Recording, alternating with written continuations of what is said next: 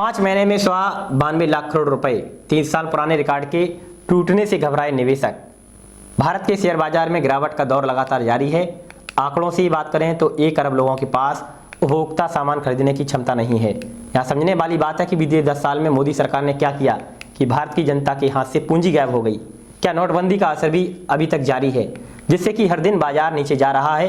क्या प्रधानमंत्री मोदी को नहीं बोलना चाहिए कि वे बाजार को किस नज़र से देख रहे हैं? लोगों की पूंजी डूब गई है। क्या सरकार ने सभी को अपने भरोसे छोड़ दिया है?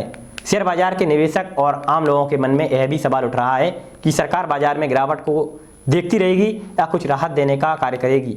सरकार से शेयर बाजार में गिरावट को रोकने के लिए दखल देने की मांग बढ़ रही है। निवेशकों के राहत देने के लिए कुछ उपायों में long term capital gain tax में कटौती या उसे खत्म करने की संभावना शामिल है।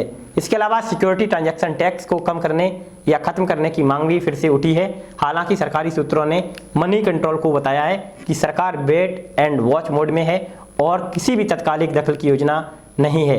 फिलहाल सरकार को उम्मीद है कि आगामी बाजार में जो 6 हफ्ते हैं उसमें मामला ठीक हो जाएगा और किसी भी टैक्स से जुड़े बदलाव की घोषणा बजट में नहीं की जाएगी। भारतीय शेयर मार्केट पिछले 5 महीनों से बहुत बुरे दौर से गुजर रहा है, जिसकी चर्चा पूरी दुनिया में है। ऐसा पहली बार 1996 में हुआ था, जब जुलाई से सितंबर के बीच लगातार 5 महीने तक बाजार में गिरावट देखने को मिली थी।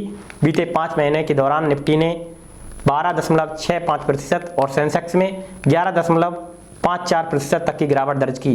इसी गिरावट के चलते BSE का मार्केट कैप भी कम हुआ है और निवेशकों के 92 लाख करोड़ डूब गए। शेयर बाजार में नुकसान का यह आंकड़ा फरवरी में सबसे ज्यादा करीब 41 लाख करोड़ रहा। वहीं बीती दिसंबर में करीब 5 लाख करोड़ का नुकसान हुआ था और जनवरी की बात करें तो यह आंकड़ा बढ़कर करीब 18 लाख करोड़ हो गया। शेयर बाजार की गिरावट के पीछे क्या वजह है, यह समझने वाली बात है। पहली है हाई वैल्यूएशन यानी अमेरिकी डॉलर के मुकाबले रुपए में आई कमजोरी। वहीं दूसरी है विदेशी निवेशकों का लगातार पैसा निकालना। तीसरी वजह है कंपनियों के निराशाजनक तिमाही नतीजे और बढ़ता वैश्विक व्यापार तनाव। ये सभी फैक्टर बाजार पर दबाव बना रहे हैं। हालांकि बाजार में कई चुनौतियां बन रही हुई हैं, लेकिन कुछ सकारात्मक संकेत भी हैं। कंपनियों के तीसरी तिमाही के नतीजे अपेक्षाकृत अच्छे रहे हैं, जिससे लॉन्ग टर्म निवेशकों को राहत मिली है।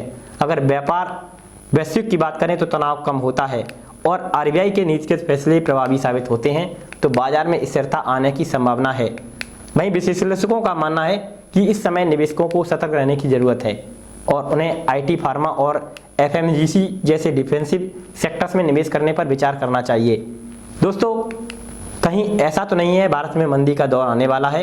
हालात ये हैं कि साल 1996 की तरह मंदी की आहट की बात होने लगी है। साल 2025 में लोग साल 2008 को याद करने लगे हैं। मिडिल क्लास की उम्मीदों के आखिरी ठिकाने बने स्टॉक मार्केट से 5 महीने से हाहाकार ही सुनाई दे रहा है। ट्विटर पर सेंसेक्स की लाली छाई हुई है और बाजार के 8 लाख करोड़ स्वाह हो चुके हैं। जिस हालत में भारत का बाजार है, लोग सवाल करने लगे हैं कि हम मंदी की तरफ बढ़ रहे हैं या फिर मंदी आ चुकी है। इस पर आप क्या कहते हैं, हमें कमेंट सेक्शन में लिखें। साथ ही इस वीडियो को शेयर करना ना भूलें। शुक्रिया।